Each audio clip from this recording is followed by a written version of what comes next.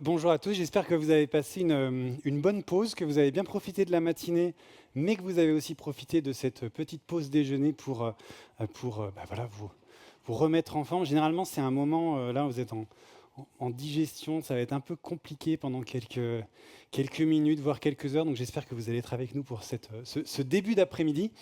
Et on va commencer avec cette session, mais avant, en fait, on va faire quelque chose. J'ai remarqué que Julie était là enfin, Julie, c'est ma manager. Et du coup, je vais hacker ce moment. On aura un petit peu moins de temps pour la présentation qui suit, mais c'est pas grave. Je pense que ça peut valoir le coup. En fait, j'ai besoin de conseils de sa part. J'ai un client qui est à risque, qui renouvelle bientôt. J'ai plus de signaux. Et donc, j'aimerais qu'elle me coache un petit peu. Donc voilà, on va prendre 5 minutes. Julie, ça te va? Je suis désolé, hein,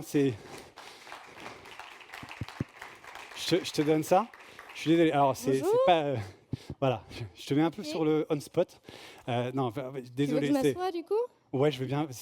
C'est 5 minutes. Excusez-nous, je vais mettre un timer pour pas trop prendre de temps de cette session qui est pourtant qui va être très intéressante après. Mais du coup, vraiment que on se voit pas souvent parce qu'on n'est pas souvent au bureau ensemble. Et donc, je voulais profiter que tu sois là pour te parler de FixDev. C'est mon client qui a quelques dizaines de licences SalesNav. Ils en ont 150 si je ne me trompe pas. Ça fait pas mal de dizaines du coup. J'ai plus de nouvelles d'eux.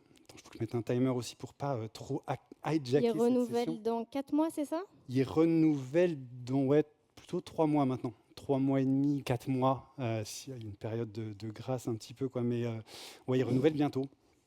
Et Oui, donc. le problème, c'est que je ne trouve pas le timer déjà. C'est aussi. Alors il y en a un là si tu veux. Ah bah voilà, Crois. c'est vrai que c'est plus pratique. Donc ouais, il renouvelle bientôt. J'ai plus de nouvelles de mon programme manager, donc celui à qui je suis en contact moi régulièrement. J'ai plus de nouvelles de lui. Il a annulé les dernières sessions. Depuis quand? Ça fait bien 2, 3, 4 mois quoi. On avait une business review là de prévue, mais malheureusement ils ont été obligés de la décaler. Et ça fait bien 2-3 mois qu'il ne vient plus au monthly catch-up qu'on a d'habitude. Et du coup, je suis un peu. J'imagine que tout le monde le serait à ma place. Je suis un peu anxieux là, avec le Renew. Et Paulin, avec qui je travaille, le commercial, me demande des nouvelles. Et je ne sais pas trop quoi lui dire. Ok. Donc, si tu Alors peux on va m'aider. peut-être commencer par le début. Ouais. Rapidement, le health du client, l'activation, l'adoption, où est-ce qu'on en est des métriques? Écoute, tout va plutôt bien. Ils ont vraiment, je crois qu'ils sont à 90-95% sur l'activation. L'usage est très bon aussi. Je n'ai pas trop de soucis là-dessus. C'est plus un manque de répondants, on va dire, à mes questions. Mais en termes d'usage, tout ça, les équipes sont plutôt. Ok. Ouais, Il n'y a plus d'engagement. il n'y a plus d'engagement. Tu as regardé un peu l'actu de la boîte? Alors, oui, vite fait. Enfin, je sais qu'ils étaient à Vivatech, là, il y a 2 semaines. T'es allé les voir du coup? Alors, j'étais à Vivatech, mais non, je suis pas allé les voir. Je connaissais pas les gens sur le stand, en fait. Ok. La prochaine fois, ce serait quand même bien que tu prévois un petit peu tes rendez-vous Ce serait bien. avant le salon, Je savais histoire pas qui d'être serait sûr là, en de fait. voir quelqu'un. Je savais pas qui serait là. Et Ouais. généralement, tu as toujours plutôt des VP, tout ça, et je savais pas trop à qui parler, quoi. Ou des commerciaux, je sais. C'est dommage parce que j'y suis allée, les sales managers aussi, on aurait pu t'aider aussi dans ce cas-là, mais prenons Pas pour pensé. aujourd'hui du coup. Donc ton point de contact, si tu ne réponds pas, est-ce Pas du tout. que son manager, tu as essayé de le joindre? Anna, non. Ok. J'ai pas cherché à la. Ça pourrait être bien, je crois que vous faites un événement sur CSM dans pas On longtemps fait un avec vos événement, ouais. clients. On pourrait la recontacter et lui proposer de venir éventuellement, ouais. Ok. Après, Et je la connais pas très très bien. Tu la connais pas très bien. Non. Tu préfères que je lui envoie l'invitation? Bah éventuellement, si tu peux m'aider, ouais. Oui, pas de souci. C'est cool. Ok, tu me donneras son nom? Anna? Anna. Anna. J'ai pas réfléchi à un nom de famille. D'accord. Ouais, Ok, alors on va voir avec Anna. Et le QBR, il était prévu avec qui du coup? C'est qui ton champion? Alors mon champion, on en avait un qui était vraiment bien, mais pareil, plus trop de réponses. Ok, très bien. Et Paulin, il fait quoi là-dedans du coup? Bah, je crois que lui parle avec le directeur commercial. Ok, ça c'est bien un directeur commercial. Ouais, mais moi je le connais pas. Oui. Je pense qu'on peut faire le QBR avec le directeur commercial et peut-être avec Anna, Avec une Anna. fois qu'on aura trouvé son nom de famille. Ouais. Et des champions? Et alors justement, j'en ai tu plus n'as plus de champion. Bah, tu as des top utilisateurs que tu peux contacter Il y en a avec, qui sont plutôt ton bons, exemple. ouais, mais après, je les connais pas non plus, tu vois. Ouais, tu peux leur envoyer un petit message pour Ouais, savoir t'as raison, t'as s'ils raison. veulent pas parler de l'utilisation de 16 navigateurs. C'est ça qu'on vend chez nous. Je viens de le préciser après, c'est Et dit. voir un petit peu si Ouais, des champions, il faut que je trouve des champions. ils ont des cas d'usage à remonter, des Ouais, success stories. Pour construire la QBR, ça pourrait être sympa. ça peut être bien, il faut que je fasse ça. Ouais. Ok. Et ils ont activé la synchronisation avec le CRM? Non plus, on était à ça de le faire.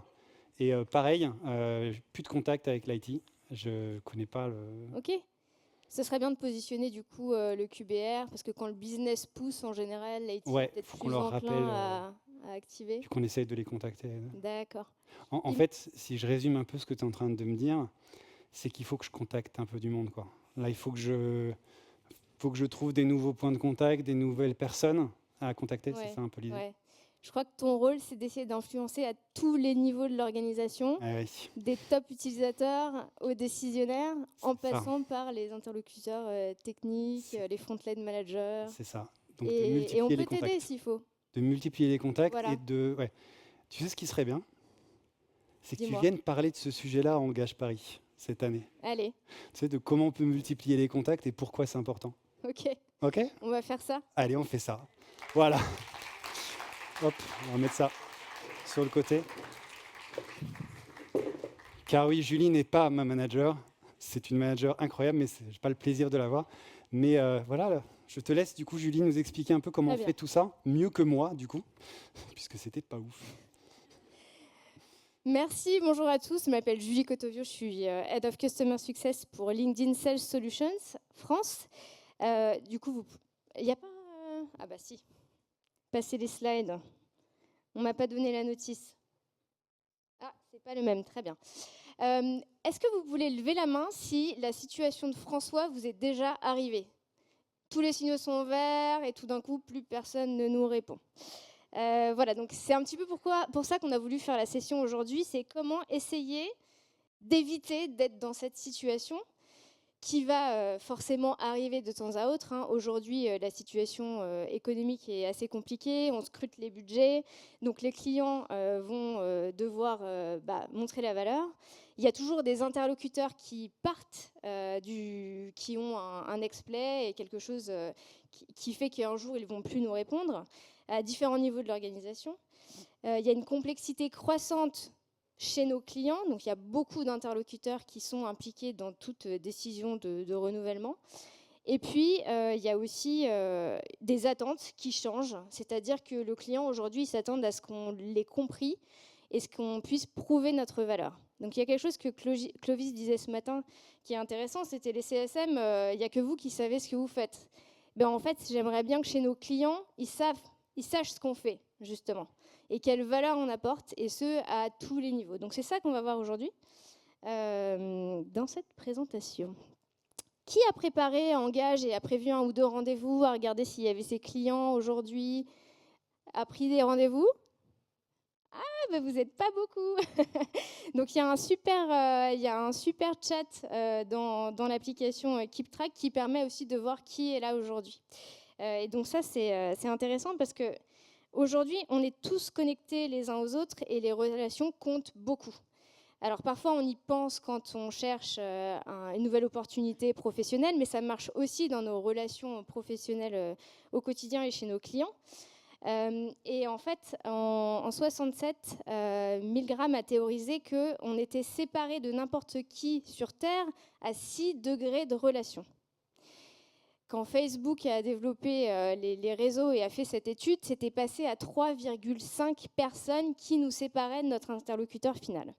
Donc aujourd'hui, il y a un réseau assez sympa que vous connaissez tous qui s'appelle LinkedIn, qui permet de regarder un petit peu les relations, comment on est connecté au sein d'une organisation, comment on est connecté à des personnes cibles. Est-ce qu'aujourd'hui, vous utilisez LinkedIn? Oui. C'est une bonne chose, mais ça peut ne pas être le cas, et si ce n'est pas le cas, ce n'est pas grave, c'est juste que sur LinkedIn, et j'y reviendrai après, c'est vous, c'est votre carte d'identité professionnelle, c'est qui vous êtes, et votre profil, il travaille un peu pour vous, même quand vous dormez finalement. Donc quand vous envoyez un message à un interlocuteur, un email, etc., que vous allez à une réunion, on va venir voir qui vous êtes, on va venir voir votre profil, donc ça c'est une chose. Et la deuxième chose, c'est que vous pouvez aussi trouver des interlocuteurs clés sur LinkedIn. Donc j'ai regardé à combien de niveaux de relation j'étais avec... Vous voyez pas mon slide suivant en fait, hein, il est là. J'ai regardé à combien de niveaux de relation j'étais avec Barack Obama, juste pour voir. Est-ce que vous avez déjà fait le test? Bon, vous pouvez, hein. Moi, je suis au 2e niveau de relation. Super! Après, j'ai regardé dans toutes ces relations que j'ai en commun avec Barack Obama, est-ce qu'il y a quand même quelqu'un qui pourrait vraiment me le présenter? Et finalement, je ne suis pas sûre. Donc, notre réseau, il a aussi une part de qualité. Selon les contacts que vous avez sur LinkedIn, vous pouvez ou pas vous appuyer sur eux pour essayer d'engager avec vos cibles. Et ça, c'est quelque chose à garder à l'esprit parce qu'évidemment, aujourd'hui, on va essayer de voir comment on peut créer cet écosystème chez notre client qui peut nous aider. Mais il y a des personnes qui ne pourront pas le faire et puis c'est OK, il faut juste en être conscient. Donc, très rapidement, LinkedIn, c'est 1 milliard de membres dans le monde. C'est 69 millions d'organisations, d'entreprises que vous pouvez suivre. Est-ce que vous suivez des entreprises sur LinkedIn? Oui. Donc, quand vous suivez les entreprises, vous voyez leurs publications. Vous voyez aussi qu'ils recrutent. Moi, j'aime bien regarder s'il y a des jobs de Customer Success Manager et quel est leur rôle à ces CSM, puisque le rôle est vaste, hein. On peut gérer ou pas les renouvellements, les upsells, être plus sur la partie onboarding, implémentation. Pour connaître son client et savoir à quelle cible on s'adresse, là, je parle des CSM, mais c'est tout type de rôle, ça peut être aussi intéressant d'aller regarder ce qui se passe. Et en France, pour parler de la France, c'est 34 millions de membres, soit la majorité de la population active, et aussi beaucoup d'étudiants qui seront vos interlocuteurs de demain. Et c'est ça qui est intéressant aussi, c'est de suivre un petit peu cet écosystème. Donc François, tout à l'heure, il avait quelques contacts quand même. Il avait son point d'entrée, il avait son exécutif sponsor que d'habitude il invite au QBR, il a eu des champions. Et puis finalement, en fait, sur cet écosystème, y en a qui ont arrêté de lui répondre. Donc vous, à chaque fois que vous prenez contact avec vos clients, vous allez entrer en contact avec de nouvelles personnes. Des personnes qui sont côté technique, des personnes qui sont côté utilisateur, des managers, des directeurs. Certains même vont être en contact avec des décisionnaires, mais ils ne vont pas vous dire qu'ils partent. Leur plan, en fait, c'est de leur côté. Et ça peut expliquer qu'un jour, il n'y a pas de signaux. Peut-être que François, il n'était pas assez connecté. Il n'a pas suivi assez de personnes. Il n'a pas identifié tout cet écosystème qui est là justement pour, qui gravite autour de cette solution qu'il essaie de déployer à 100% peut-être, François, hein, parce que 90% d'activation, c'est bien, mais 100, c'est mieux. Et puis d'être sûr qu'on peut montrer la valeur à quelqu'un. Aujourd'hui, dans un deal du segment plutôt entreprise, LinkedIn a fait une étude, il y a 11 personnes qui sont impliquées en général en moyenne. C'est beaucoup de personnes. Certains sont plus côté technique, certains ont plus le côté budget et financier, d'autres le côté stratégique. Donc c'est important d'essayer d'identifier un maximum d'interlocuteurs, de savoir aussi qui a un pouvoir d'influence, et puis de pouvoir remonter les succès à tous les niveaux. Et ça, c'est aussi le niveau champion, top utilisateur, early adopter. Voilà, donc ça, c'est un petit peu l'écosystème clé qu'on peut avoir en tête. Juste un truc, François, j'ai plus le temps qui s'affiche. Je regarde ma montre, hein, mais j'ai prévu de m'arrêter à 30 à peu près. Ou alors j'ai toute l'après-midi, finalement, si vous avez des questions. Donc j'ai essayé de reprendre un petit peu la Customer Journey. Merci pour l'affichage. La journée classique, on récupère un client, ça commence par le handover et en fait les relations elles commencent d'ici. Notre sales, il nous amène un client qui il nous présente. Et puis quelque chose qu'on oublie souvent, mais est-ce qu'il n'y a pas eu un côté exécutif, des relations exécutives qui se sont nouées? Peut-être avec le sales manager et quelqu'un haut placé côté client. Et ça, dans le handover, on ne l'a pas souvent. Donc déjà, s'assurer dans le handover qu'on a les bonnes personnes, qu'on a bien compris pourquoi le client a acheté notre solution, et être sûr qu'on récupère les informations. Et puis après, il y a, alors c'est une journée classique, hein, peut-être qu'on n'a pas tous celle-là, mais co-construire ce plan de succès, ou au moins consigner quelque part qu'on a compris les objectifs du client, qu'on a compris qui allait être impliqué dans le déploiement de notre solution, allait nous aider à faire des intégrations s'il y a des intégrations, l'implémentation, quelles allaient être les équipes qui allaient recevoir des licences si c'est un modèle de licence, comment on va mesurer tout ça, est-ce qu'on va définir des KPI ensemble et à quoi va ressembler le plan à 3 mois, 6 mois, 9 mois, 1 an. Et ça, le co-construire avec le client, c'est hyper important parce qu'on identifie les parties prenantes et on les rend un petit peu accountable, je n'ai pas trouvé le mot en français, de ce succès avec nous. Et puis après, il y a les points qu'on va faire et puis la QBR ou la revue de valeur. Mais en fait, votre journée avec votre client, c'est bien plus que ça. Vous avez plein d'interactions en permanence. Et en fait, les clients, vous êtes déjà rendu compte que vous leur parlez plus qu'ils ne se parlent entre eux. Ça, c'est la force du CSM. Le CSM, en général, il est 6 fois plus connecté qu'un sales à son client. Et il faut en profiter. Vous avez les informations du client, vous savez ce qui se passe, vous savez ce qui bloque, vous débloquez les situations, vous êtes capable de mettre les gens dans une salle pour faire avancer les choses. Et c'est ça qu'on attend. Il y a une session sur devenir un CSM stratégique dans pas longtemps, je crois, qui est important. C'est tout ça que vous allez pouvoir amener, plus votre connaissance aussi des autres clients. Et comment ils font, qu'est-ce qu'ils font bien, qu'est-ce qu'ils font de mal, comment ils se positionnent. Les clients souvent me demandent, en fait, on fait comment par rapport aux autres, parce que là, vous nous donnez des chiffres, mais c'est bien ou c'est pas bien. En fait, tout ce savoir, toute cette connaissance, vous les connaissez. Les meilleurs cas d'usage, vous les connaissez aussi. Donc, ramener cette connaissance, utiliser ces points, suivre vos clients, c'est hyper intéressant. Mais ça veut dire qu'il faut se connecter avec, réengager avec eux sur LinkedIn, pourquoi pas. Pour les garder en fait et les réengager souvent, aller les voir quand il y a une nouveauté qui pourrait être impliquée, en fait, prendre tous les moments qui sont là, justement pour continuer à engager avec eux.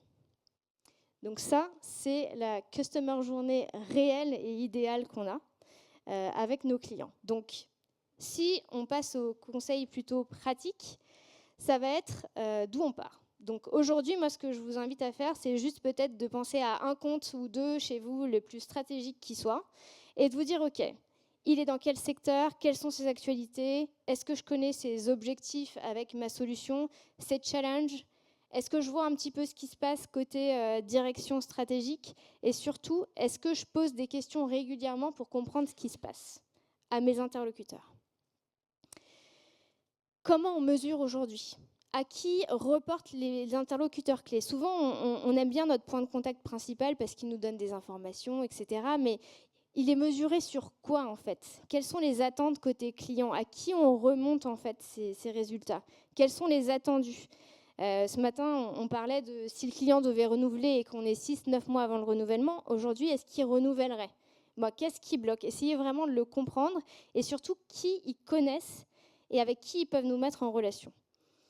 Donc moi, quand un client commence à me dire « Ah oui, c'est peut-être à voir avec Anna », je veux dire « Anna, comment ?» Et on le note. Et si vous avez la chance d'avoir un outil qui enregistre vos calls, profitez-en, parce que tous ces noms-là vont être enregistrés et du coup, vous pourrez les retrouver par ailleurs. Et pensez aussi à regarder un petit peu l'écosystème chez le client et à vous-même proposer des noms. Mais il n'y avait pas quelqu'un qui s'appelait Stanislas, côté IT, qui a déjà travaillé sur cette problématique ? Et on va vous dire « Ah bah oui, ah bah non, bah c'est pas lui, c'est quelqu'un d'autre ». Donc c'est très important aussi d'amener des noms et de valider les noms avec le client et pourquoi pas de se faire introduire en interne parce que parfois juste un message pour engager avec quelqu'un qu'on ne connaît pas, ça ne marche pas toujours. Donc ce que je vous invite à faire, c'est suivre vos comptes clés au moins et vos contacts sur LinkedIn, les rajouter régulièrement, continuer à engager avec eux, suivre les nouvelles sur les sites web. Si vous ne voulez pas écouter les earnings calls de vos clients, il y a des super outils d'IA aujourd'hui qui vous les résument pour savoir un petit peu quelles sont les infos principales qui ont été partagées, parce que plus vous arrivez à informer auprès de vos clients, plus vous renforcez votre crédibilité et c'est facile d'engager avec d'autres points de contact. Quand il y a des salons, des événements externes ou internes, est-ce qu'ils sont présents ? Comment vous pouvez vous préparer ? Là, Vivatech, François, il n'a pas du tout préparé. Normalement, on essaie de prendre ses rendez-vous, on contacte en avance, on se donne rendez-vous à telle heure sur tel stand, etc. Et du coup, c'est informel et c'est intéressant. Et puis surtout, il y en a plein qui sont interconnectés les uns aux autres et ils aimeraient bien discuter ensemble. Quand j'ai des clients qui qui ont une problématique commune due à leur secteur ou leur industrie ou leur typologie, parfois on les met ensemble dans une salle pour discuter. Et en fait, là, on amène de la valeur et du coup, on permet aussi de renforcer ces relations. Donc, si j'avais 3 conseils, le premier, c'est votre profil LinkedIn. Il vous représente. Donc, si vous n'aimez pas partager sur LinkedIn, ce n'est pas très grave, mais en tout cas, comprendre ce que vous faites, quelle est votre valeur, avec qui vous travaillez, quelles sont vos compétences clés, qui sont vos clients, ça, c'est intéressant. Et surtout, si vous n'êtes jamais recherché sur un moteur de recherche qui n'est pas sur votre ordi pour voir ce qu'on trouve de vous quand on vous cherche, regardez, parce que ce serait bien que le premier lien soit LinkedIn et pas Facebook ou d'autres choses que vous n'aimeriez pas voir, donc c'est intéressant. Et c'est bien aussi de savoir ce qu'on voit de votre profil LinkedIn quand on n'est pas connecté avec vous. Souvent, on ne voit pas votre photo et on voit très peu d'informations en fait. Et du coup, ça ne donne pas forcément envie de se connecter avec vous comme ça, donc c'est des petites choses à regarder. La deuxième, c'est justement essayer de se faire introduire pour rencontrer ces nouveaux contacts. C'est toujours plus facile que d'envoyer un message par soi-même. Donc, vous êtes un CSM, a priori, vous n'êtes pas là pour vendre, vous êtes là pour aider l'adoption de la solution, la valeur, l'implémentation. Donc, ça peut aussi fonctionner. Vous avez moins cette casquette de commercial que le commercial. Et la deuxième chose, c'est que si vous contactez quelqu'un, c'est bien, mais il faut qu'il comprenne pourquoi il accepterait de vous parler. C'est ce que j'appelle, c'est ce que j'ai pas pu traduire, le what's in it for me. C'est qu'est-ce que vous allez leur apporter, pourquoi est-ce qu'ils prendraient 15-30 minutes de leur temps pour discuter avec vous. Donc voilà, arrivez justement en sachant quelles sont les problématiques qui les intéressent, de quoi vous voulez leur parler, qu'est-ce qui pourrait justement leur donner envie de vous répondre. Et la dernière chose, c'est choisissez le meilleur canal de communication. Donc si vous pouvez les rencontrer à un salon ou un événement, c'est le bon canal de communication. Si c'est un niveau exécutif et vous organisez un événement pour ce niveau-là, c'est le bon niveau. Et si c'est votre manager qui doit prendre contact, vous pouvez aussi. Vous n'êtes pas seul en fait avec ce client. C'est le client de votre organisation. Donc vous avez des collègues, vous avez des managers, vous avez des managers commerciaux. Donc, en fait, en tout cas, c'est ce que je fais avec mon équipe. On est une équipe. Donc, on essaie de s'aider aussi en interne et je pense que c'est une bonne pratique à mettre en place. Et puis, email, téléphone, message LinkedIn. Voilà, à vous de voir ce que vous trouvez pour entrer en contact avec ces clients.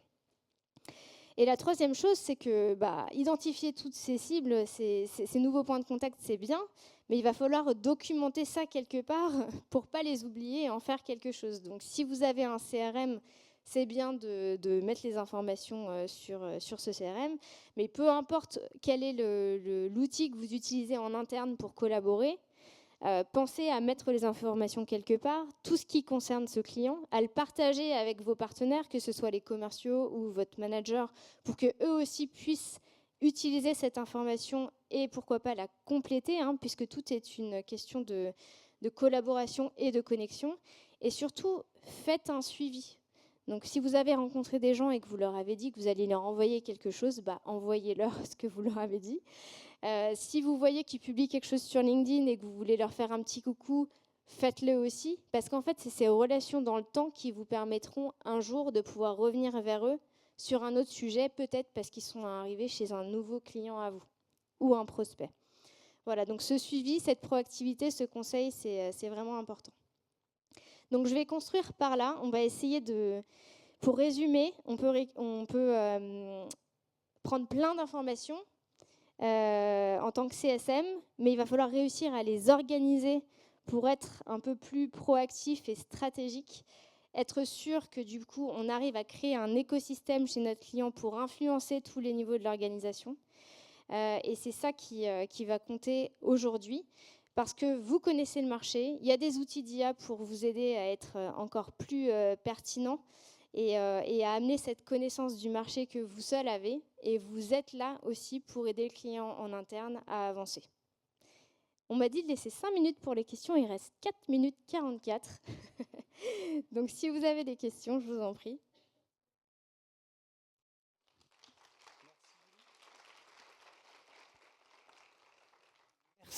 Merci Julie, merci à tous. Alors bien entendu, ce qui s'est passé au début n'était pas la réalité. Hein, je dis, parce qu'elle a plein de fois dit François, il a pas, c'est pas vrai, je suis pas comme ça avec mes clients. Bien entendu, je préférais le préciser que ce soit bien clair. On a 2 petites questions, si je me trompe pas, ou peut-être plus maintenant. La première, c'était la question du personal branding. Est-ce que pour toi, les CSM doivent vraiment travailler leur personal branding? Et j'ai envie de rajouter, si oui, comment sur LinkedIn? Est-ce que tu aurais 2-3 conseils pour commencer? Par exemple, tu disais avoir un bon profil, c'est la chose très importante. Est-ce que tu as 2-3 tips très rapidement pour optimiser son profil justement LinkedIn? Si toi, tu n'en as pas, je ne sais pas qui dans cette salle en aura. Mais... Oui, alors effectivement, ça commence par le profil. Et il y avait un slide qui expliquait un petit peu donc, votre photo, votre titre, ce que vous faites, avec quel type de client vous travaillez, quelle est la valeur que vous apportez. Et si vous avez des recommandations, demandez-en peut-être à vos clients. Ça a encore plus de poids qu'à votre manager. Mais pour ce qui est du personal branding, c'est vraiment cette notion de partage sur LinkedIn. Donc si vous êtes à l'aise, je vais vous dire que oui, c'est important parce que vous avez des cas d'usage, des success stories à partager.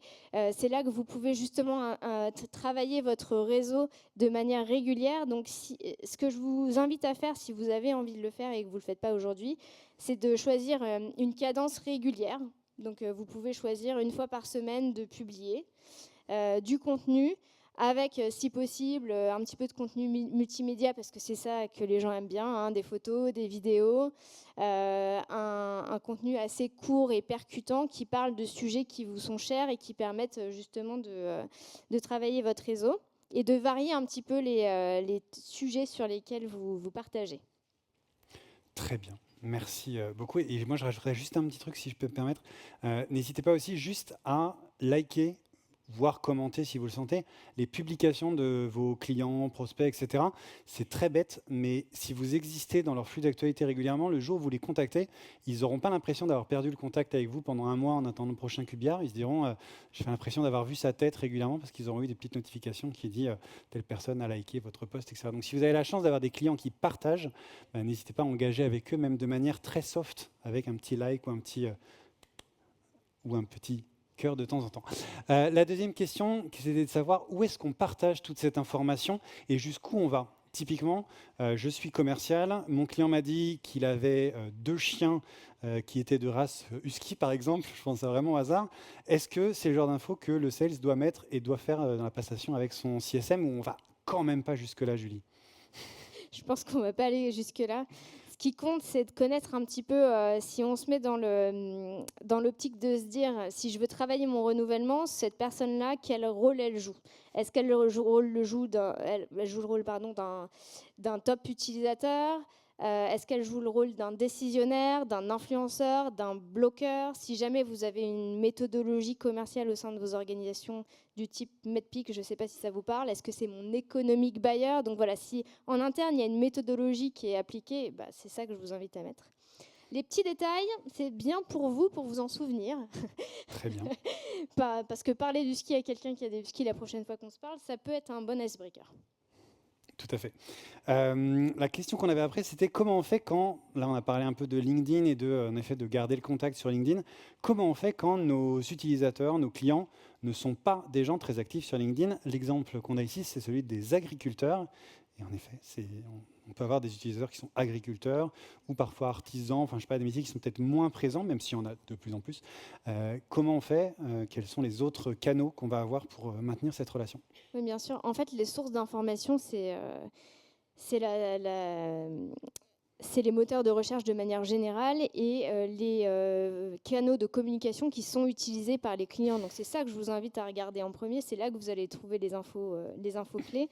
Et sur LinkedIn, si certains y sont, du coup, c'est là aussi qu'il faut aller faire de la veille. Je te propose de ne pas prendre la prochaine question, qui est... ah, elle a enlevé. Il y avait marqué, est-ce que je vais garder mon travail après tout ça? J'aime bien la question d'Hélène. Est-ce que notre interlocuteur initial ne risque pas de se vexer si on se met à contacter proactivement des interlocuteurs supplémentaires? Et ça, c'est une question que j'ai très souvent. Et même les sales, parfois, n'osent pas passer ce point de contact principal. Donc, il y a 2 écoles. Il y a ne pas demander la permission et contacter des utilisateurs et revenir avec de la valeur auprès de notre point de contact, ou alors lui faire prendre conscience qu'il n'a pas toutes les réponses et qu'on en a besoin pour avancer ensemble, et que du coup, soit il nous présente les personnes auxquelles on a besoin de parler, soit on va devoir aller les contacter nous aussi, parce que notre but, c'est de favoriser l'adoption et la valeur de la solution qui est chez notre client. Et on peut revenir à ce que tu disais tout à l'heure, c'est le what's in it for me. Si je contacte d'autres personnes dans ton organisation, voilà comment peut-être tu peux m'accompagner pour aller les voir, comment moi je vais te faire briller auprès de ces autres personnes dans ton organisation. C'est souvent un bon moyen de... C'est vrai qu'on a très souvent des gens qui sont un peu bloqueurs comme ça, et il faut réussir à les passer. Parfois, c'est pas évident. Très bien. Est-ce que laisser un message vocal sur LinkedIn, c'est trop intrusif ? Est-ce que tu l'as déjà fait ? Je ne sais pas si c'est intrusif, en tout cas c'est original et parfois l'originalité paie. Donc pourquoi pas ? Tu as parlé, merci. Tu as parlé d'outils IA. Lesquels sont-ils ? Notamment, tu as parlé d'enregistrer des calls. Est-ce que tu peux nous dire ce que tu utilises, ce que vous utilisez chez LinkedIn ? Oui, alors nous on utilise Gong pour enregistrer les calls. Ça permet de faire des super follow-up très rapidement. Et de trouver des informations au sein de plusieurs clients. Et c'est là où les outils comme ça sont intéressants. C'est-à-dire que si on a une problématique sur une industrie en particulier, on peut chercher dans Gong d'autres clients qui ont eu cette problématique parce qu'ils sont dans cette industrie. Et c'est là qu'on arrive justement à détecter des tendances ou des bonnes pratiques ou des cas d'usage et à vraiment utiliser ça à un niveau un peu supérieur de juste les utiliser pour résumer mes calls et écrire mon email de follow-up.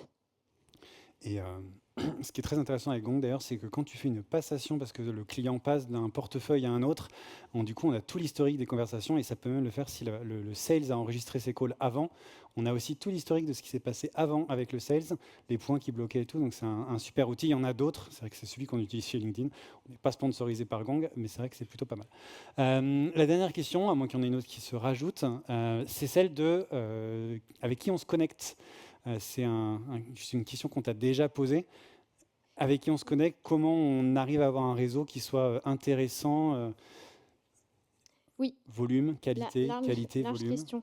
Comment on fait ? C'est ce que je vous montrais tout à l'heure avec mon deuxième degré de connexion avec Barack Obama. C'est super, ça me rend très heureuse, mais en fait, personne ne va pouvoir me le présenter. Et c'est un petit peu ça que je voudrais vous dire avec les relations, c'est que ce qui compte, c'est... Enfin, qu'est-ce qui est intéressant pour vous, finalement ? C'est ce que vous allez voir sur votre fil d'actualité et que ça vous intéresse.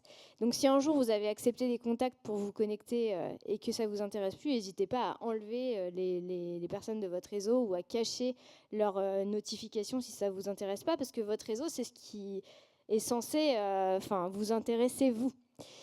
Néanmoins, quand il s'agit de ses clients et de son écosystème, je pense qu'il est intéressant de se connecter justement pour réussir à faire un suivi avec ces clients-là. En tout cas, ceux qui sont présents et actifs sur LinkedIn. Et après, si un jour ça ne vous intéresse plus, vous pouvez toujours cacher leurs notifications. Et je terminerai avec une petite histoire qui m'est arrivée un coup chez un client quand j'étais sur Sales Navigator.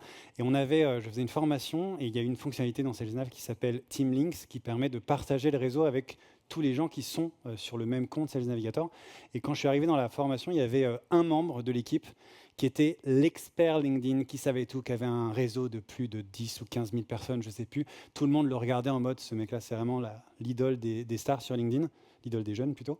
Et au moment où on a commencé à parler de cette fonctionnalité de partage, tous les gens qui étaient dans la salle se sont rendus compte que lui était connecté avec des gens dans leur compte cible, dans leur compte clé, dans les comptes qu'ils prospectaient. Et en fait, très vite, ils ont tous déchanté parce qu'ils ne connaissaient personne dans ces contacts et ils ne pouvaient en fait les introduire à personne.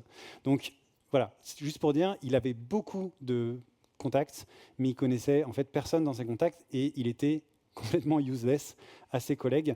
Et en fait, il est passé de star de LinkedIn au mec qui collectionne les contacts pour pas grand-chose. Donc il faut en effet trouver cet équilibre pour pas passer pour un con quelque part. Ça m'a fait penser à un petit conseil. Allez, et on terminera là-dessus ? Parce que voilà, je pense qu'on va terminer là-dessus. On a tous des gens dans notre réseau, on ne sait plus très bien qui ils sont, comment on les a rencontrés. Donc mon conseil, c'est quand vous envoyez une demande de connexion, de mettre un petit message. C'était super de s'être rencontrés à Engage Paris, j'ai adoré ta conférence. Non, j'en sais rien, mais un petit message qui fait que quand vous reviendrez et que vous allez leur parler, vous aurez l'historique Et vous saurez un petit peu comment vous vous êtes rencontrés. Est-ce que c'était à Vivatech? Est-ce que c'était à la suite d'une réunion chez le client, etc. Et du coup, ça vous fera un petit reminder directement sur LinkedIn quand vous voudrez reprendre contact avec eux. Voilà. Merci Julie. Du coup, est-ce que je garde mon job ou pas? Oui. Ah, ok, super. Merci beaucoup Julie.